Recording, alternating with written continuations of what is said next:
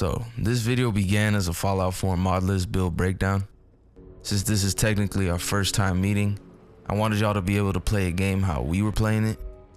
The team and I had better graphics installed, lighting, new guns, new armor, new locations. It was going crazy. But there was one problem. The show came out.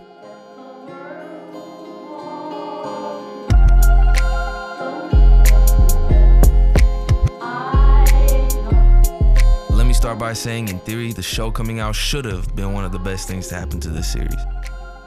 I think the show in and of itself is a hit. It's one of the few video game adaptations we got that's any good.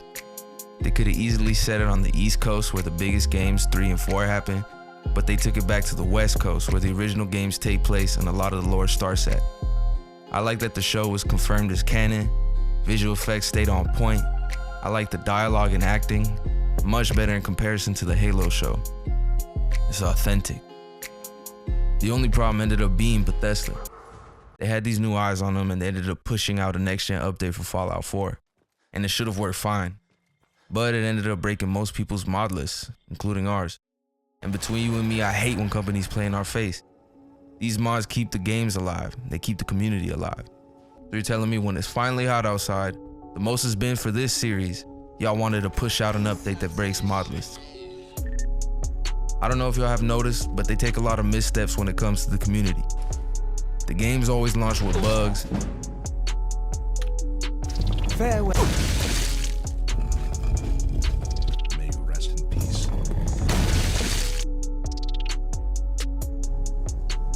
They ended up selling mods.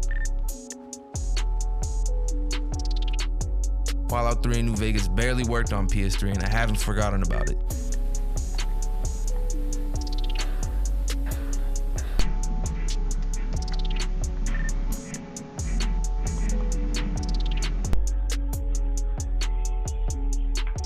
Oh, and there it is, Bethesda. Your wonderful fucking game freezing once again. Fuck you. But I feel like at the end of the day, we look past this because the games are just fire. Fallout's about world building, shooting creatures up,